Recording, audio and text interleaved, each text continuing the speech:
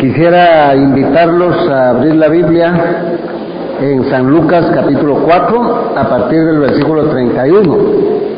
Vamos a meditar ahí en las cosas que demostró Jesús en su ministerio en Capernaum. Así le he intitulado a esta sección del Evangelio de Lucas que vamos a meditar. Las cosas que demostró Jesús en su ministerio en Capernaum. Ustedes saben que el Señor Jesús hizo ministerios en diferentes lugares del territorio israelita, pero lo que ocurrió aquí fue en Capernaum. El Señor había estado en Nazaret. En el capítulo 3 vemos que él estaba en Nazaret, es decir, desde el comienzo del capítulo 4, para ser más exactos. Y en este pasaje el Señor demostró que Él es un maestro excelente. Por supuesto, casi debiéramos de usar una frase para describir esta excelencia, porque puede haber otros maestros excelentes, pero Jesús era fuera de serie, podríamos decir. No era igual que ningún otro maestro. Por supuesto, Él es el maestro. Así dice Él, no le digáis a ninguno maestro, sino el único que es vuestro rabí es el Mesías. Y por supuesto, Él es Dios hablando directamente. También Él demostró en este ministerio que Él es el controlador total de Satanás. Y en este pasaje, como en otros, como Marcos capítulo 5, uno puede aprender algo de los demonios, porque este es un tema que no es lo más importante de la Biblia, aunque es uno de los temas que nos enseña cuán poderoso es Jesús, por el control que Él tiene de Satanás. Satanás es una de las criaturas más altas de Dios, es uno de los querubines, que son los seres que Dios creó más poderosos en el universo. Y Satanás era uno de esos querubines y de ahí cayó. Entonces, no sabemos todo acerca de los demonios, pero estos pasajes nos enseñan algunas cosas que debemos saber. Y también cuando vamos hasta el versículo 38, Él demuestra que Él es el sanador también de la enfermedad física y espiritual. Y es importante este tema también porque se habla mucho de sanidades. Algunos dicen sanaciones para decir lo mismo, pero el tema es siempre inquietante para los cristianos, debido a que hay enfermedad. Y a veces se piensa de que los cristianos no se deben enfermar. También están enseñando que los cristianos no deben ser pobres, que deben ser ricos materialmente, porque si no, no son hijos de Dios, y cosas que han salido. Pero el creyente puede estar enfermo, según la Biblia. Y en la palabra de Dios encontramos a grandes siervos de Dios que se enfermaron y Dios lo permitió. Y en muchas ocasiones Él sanó a sus siervos y otras veces los dejó enfermos hasta que se murieron. Y así era la soberana voluntad de Dios. Y eso lo debemos entender nosotros para no dejarnos sorprender por doctrinas que vienen a decirnos de que si uno está enfermo es que en algún pecado está. Puede ser que haya alguien que por algún pecado se enferma, pero eso no quiere decir que todos los enfermos están así por algún pecado. Aunque el pecado, es decir, el pecado de Adán y Eva que introdujo al mundo en la miseria, es que ha traído pobreza, enfermedades y todo eso. Pero los creyentes podemos estar enfermos, podemos aún tener escasez económica. Y por supuesto eso no nos quita la gran salvación que Dios nos ha dado, que es lo más importante, y como ya lo hemos subrayado otras veces, es lo eterno, la vida eterna que ya tenemos en Cristo Jesús, pero que se hará sempiterna en el cielo con el Señor. Allí sí no habrá lágrimas, ni dolor, ni aflicciones, ni penas, ni ninguna cosa. Pero en este mundo, dijo Jesús, tendréis aflicción en él, pero no temáis, yo he vencido al mundo. Así que aún los problemas nos pueden servir de bendición para buscar a Dios. Cuando uno está enfermo o tiene un familiar enfermo, se dedica más a orar. Entonces quiere decir que no solo mal traen los problemas al Hijo de Dios, todo obra para bien de Él. La última cosa que vemos en este texto de Lucas capítulo 4, a partir del versículo 42, es que Jesús demostró que ha sido enviado de Dios para bien de todos los seres humanos. Y al llegar ahí vamos a ver por qué es que hablamos esto. Pero quisiera invitarlos a orar. Señor, gracias te damos por tu palabra. Gracias porque toda ella nos edifica. Gracias, Padre, porque tenemos tu revelación escrita. Pedimos que la hagas clara a nuestro entendimiento, que nos ilumines, que nos hagas ver tu verdad y a la luz de ello, Señor, también enfrentarnos a tanta circunstancia que viene a esta vida. Sabemos nosotros que lo hacemos amparados por ti, pero también tú nos instruyes para que sepamos cómo reaccionar ante lo que vemos en este mundo. Ayúdanos y bendícenos y abre nuestro entendimiento para comprender las verdades de tu palabra. Te lo pedimos en el nombre del Señor Jesús. Amén. Muy bien, en el versículo 31 comenzamos, Lucas 4:31, y lo primero que Jesús demostró es que Él es un maestro excelente, y como decíamos, para mejorar la comunicación fuera de serie, no hay otro igual a Él para enseñar. Por eso fue que cuando los fariseos mandaron alguaciles a capturar a Jesús, los alguaciles llegaron y lo oyeron y se regresaron y no se lo llevaron preso. Y cuando llegaron con sus jefes, los fariseos, ¿qué pasó? ¿Por qué no viene detenido ese rabino? Ellos contestaron, jamás hemos oído a alguien enseñar igual que él. Se fueron sorprendidos de la enseñanza de Cristo, así como estaba la gente aquí. Ni lo quisieron capturar, porque dijeron, jamás hemos oído hablar a ninguno igual que a él. Imagínense, hermanos, qué bendición esa gente oír directamente a Dios encarnado. Qué sabiduría. Y por supuesto con la autoridad que él hablaba. Y esto se da aquí. En el versículo 31 y 32 dice, descendió Jesús a Capernaum, y hablábamos de que el descenso es porque Nazaret está más alto en la montaña y Capernaum incluso está 200 metros bajo el nivel del mar. Imagínense. Ese lago que está ahí, que se llama el Mar de Galilea, pero que es un lago en realidad, el agua es dulce realmente, está a 200 metros bajo el nivel del mar, y Capernaum está ahí en la playa casi del Mar de Galilea. Entonces, por eso es que habla de un descenso, y cuando dice que Capernaum era ciudad de Galilea, uno diría, pero ¿por qué pone esto aquí Lucas? Pero no nos olvidemos que él está escribiendo a Teófilo, que era un judío, y que de geografía de Israel poco o nada sabía Teófilo. Nosotros lo vemos muy natural, pero él está explicando de que Capernaum, a saber dónde quedaría eso para Teófilo. Nosotros acostumbrados a leer la Biblia sabemos muchas cosas de estas, pero Teófilo no, entonces por eso se hace esa salvedad, es una información para Teófilo. Y dice que ahí en Capernaum les enseñaba en los días de reposo. Por supuesto, uno a veces tal vez podría pensar que las sinagogas eran grandes edificios. No, hermanos, casi era un lugar en donde sí estaba pavimentado, por decirlo así, para más comodidad de los que llegaban ahí, pero era casi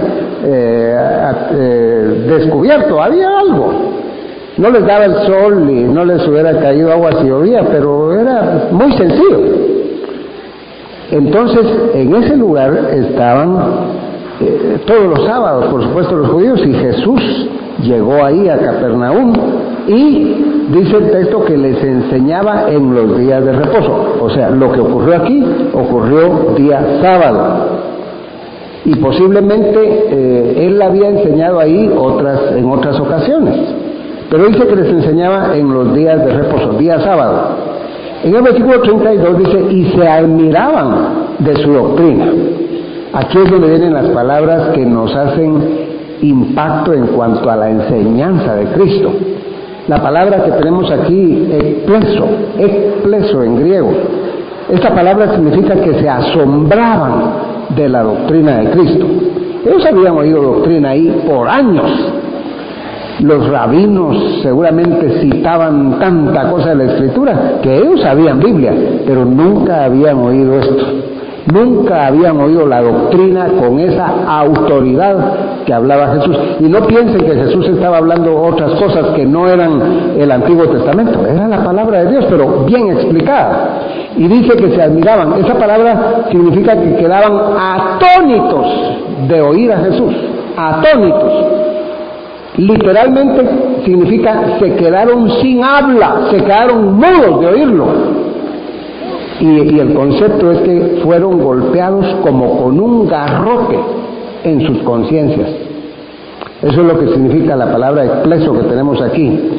Significa que al oír la palabra se sentían golpeados en su conciencia, como que garrotazos les estaban dando. Imagínense el sabor que tienen las palabras del texto original, hablando del impacto de la palabra de Jesús, de su doctrina. Y dice, porque su palabra era con autoridad. En otras palabras, lo que Jesús hablaba no era superficial, no eran trivialidades. Otra de las cosas es que él no estaba diciendo, así dice Hillel, así dice Akiva, así dice Shammai.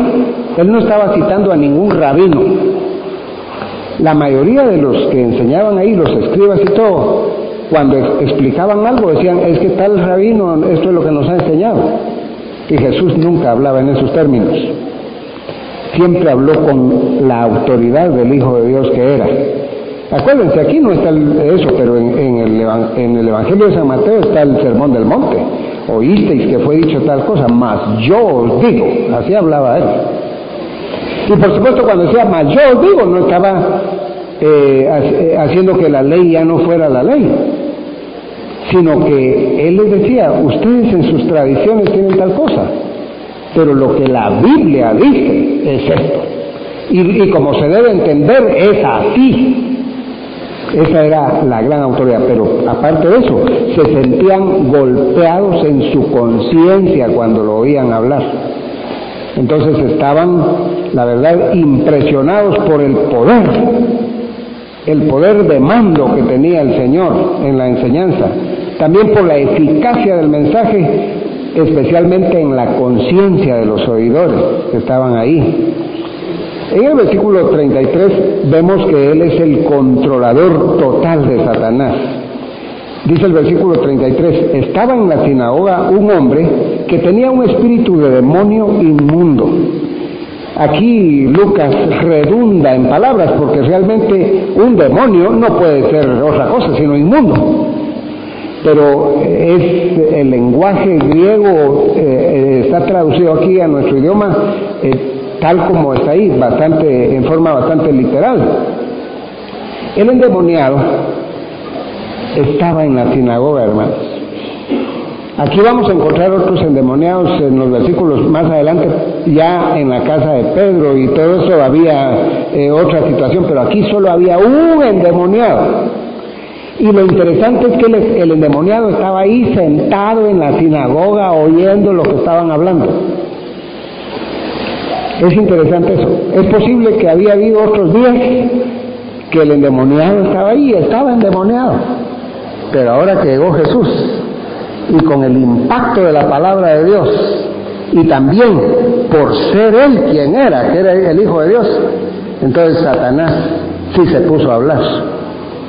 En otras ocasiones no decía nada, pero ese endemoniado estaba ahí. Y es interesante hacer ese señalamiento, hermanos, porque puede ser que haya gente que llega a lugares en donde aún se está hablando de Dios y está en estas condiciones. Y quiero decirles, tengamos sumo cuidado. Este pasaje nos va a enseñar mucho acerca de los endemoniados y de los espíritus, pero tengamos mucho cuidado porque hay gente que ve endemoniados por todos lados. Le llaman endemoniado a cualquier persona que está enferma. Eso no es bíblico, eso no es real. Incluso a todas las enfermedades dicen que son producidas por algún demonio. Y que solo Satanás también enferma a la gente. Eso no es así, hermanos. Cuando uno mira toda la Biblia, se da cuenta que Dios puede mandar enfermedad, directamente mandarla. Y aún a los judíos que les dijo, yo soy tu sanador, les dice, ninguna de las enfermedades que mandé a los egipcios, os mandaré a vosotros. Entonces Dios mandó enfermedades a los egipcios. Pero hemos escuchado gente que dice que solo Satanás es la causa de todo esto. Pienso que Satanás puede hacer daños también, pero Dios puede mandar enfermedad también. Y de hecho, la paga del pecado, que es muerte, viene porque Dios da esa paga. Y la muerte es lo peor de todo. La enfermedad puede ser el prólogo de la muerte, pero la muerte es algo que Dios lo ha mandado por causa del pecado. No tenemos que enredarnos con toda la Biblia. Ahora, estaba en la sinagoga un hombre que tenía un espíritu de demonio.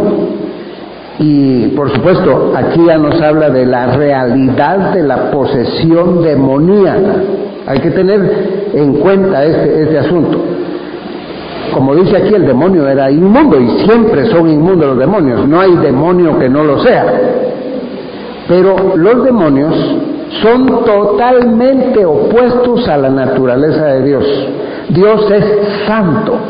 Dios es misericordioso, Dios es amor. Los demonios son exactamente lo contrario, como la luz y la oscuridad, que son totalmente contrarios. Así es. Dios es luz y Satanás es oscuridad. Y estamos hablando espiritualmente, no hay que confundirse. Algunas personas piensan que la noche es de Satanás, eso no es cierto. La noche y la luz del día, todo es de Dios en la creación. No tenemos que enredarnos con esas cosas. Así que los demonios son inmundos y perversos.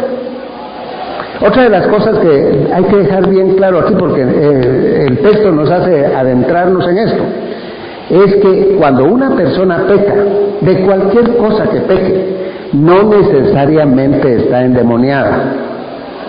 Si una persona miente, por ejemplo, no hay que decir que tiene un demonio de mentira. Esa es la carnalidad de la persona.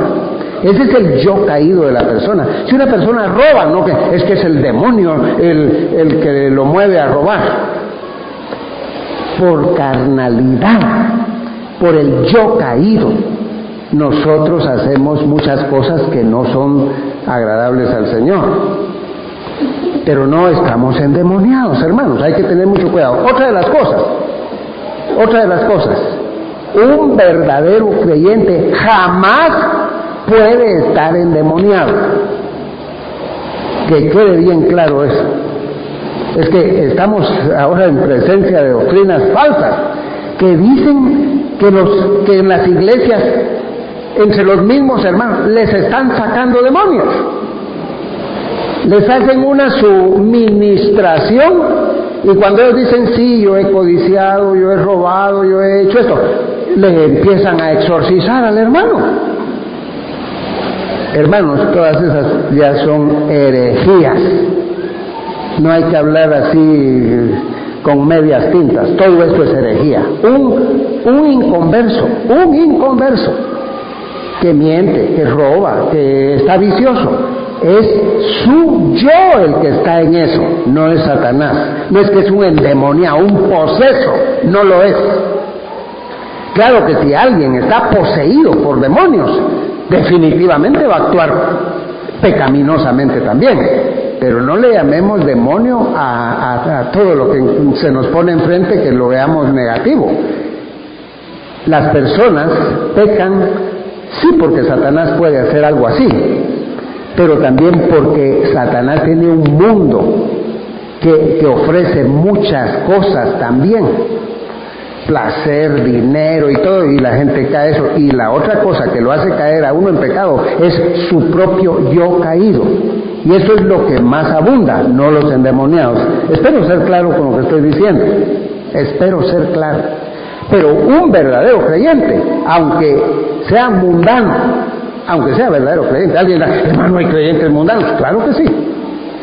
Y si es un hermano carnal, o sea, se deja dominar por su yo, eso no quiere decir que está endemoniado.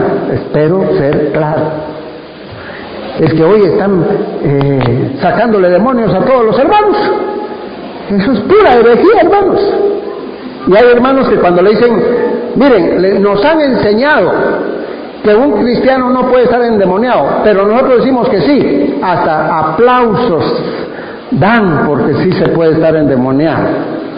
Y hasta le dice, aplaudan porque el cristiano sí puede estar endemoniado. Y la gente se pone a aplaudir.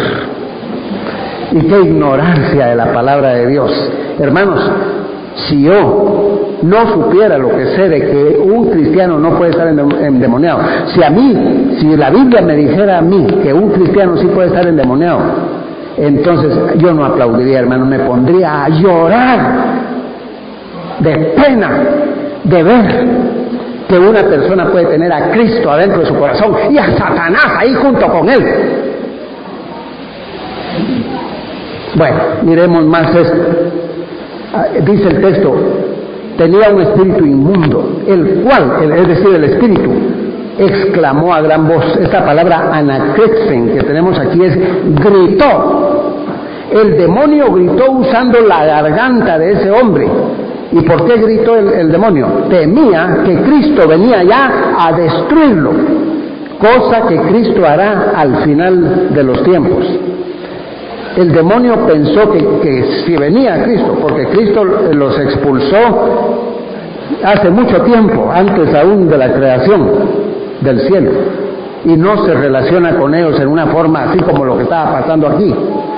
Pensó que venía a destruirlo, pensó que venía a echarlo ya al lago de fuego, y entonces por eso gritó. Es interesante porque la palabra da a entender de que su voz resonó en toda la sinagoga, en todo el recinto. Eso es lo que significa la palabra anakrexon que tenemos aquí. Pero gritó, déjanos, vete y déjanos. ¿Qué tienes con nosotros, Jesús Nazareno? Fíjense que el demonio, por supuesto, habló un demonio, pero él dice, ¿qué tienes con nosotros? Como que son varios. Pero uno es el que está gritando. Y la palabra se puede traducir, ¿qué a nosotros y a ti? ¿Qué tenemos que ver contigo? Y, por supuesto, los demonios nada tienen que ver con el Señor. Nada.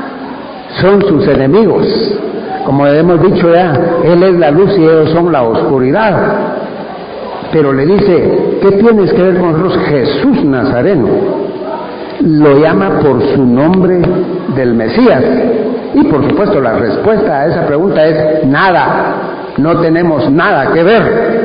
Los demonios odian a Jesús y por supuesto son totalmente adversos. Todo esto hay que entenderlo. Gracias a Dios hoy por el trabajo del Espíritu Santo, Él hace un trabajo en el cual protege a los creyentes de todo esto. Por eso es que no se dan muchas manifestaciones de ese tipo. Un endemoniado puede estar, un inconverso, pero no los creyentes. No los creyentes. No podemos tener a Cristo y a los demonios adentro de nuestro corazón. Y le pregunta, ¿has venido para destruirnos? Así le pregunta el demonio a Jesús. ¿Has venido a arruinarnos, a ejecutarnos? Por eso hablábamos, la palabra destruirnos aquí es apolumi, que no quiere decir aniquilar, sino a destruirnos, a arruinarnos, a echarnos a la desgracia eterna. Eso es el significado de la palabra apolumi. Yo te conozco, dice el demonio. ¿Quién eres? El Santo de Dios. Por supuesto, todo esto que estaba diciendo el demonio es verdad, que Cristo es el Santo de Dios. Ellos conocen perfectamente a Jesús como no lo conocemos nosotros ahora al venir a este mundo. Nosotros hoy le conocemos por la Biblia y por la revelación y porque es nuestro Salvador. Pero cuando venimos a este mundo nosotros no sabemos nada de esto, hermanos. En cambio los demonios, cuando eran ángeles, vivieron en el cielo. Vivieron, pues llevaron una vida ahí antes de caer en el pecado. Y ellos saben quién es Jesús, saben quién es Dios el Padre y quién es Dios el Hijo. Lo conocen en todo el esplendor de conocer a Dios.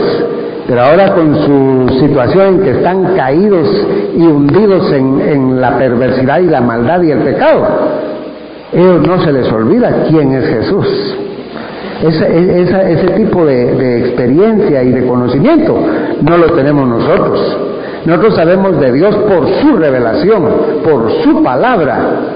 Ellos saben quién es porque le han conocido desde antes de la fundación del mundo, pero no le conocieron en esas condiciones en que están hoy. Entonces le dice: yo sé quién eres, el Santo de Dios. Los demonios saben quién es Jesús. Y fíjense una cosa muy importante: eso no los salva a ellos del infierno.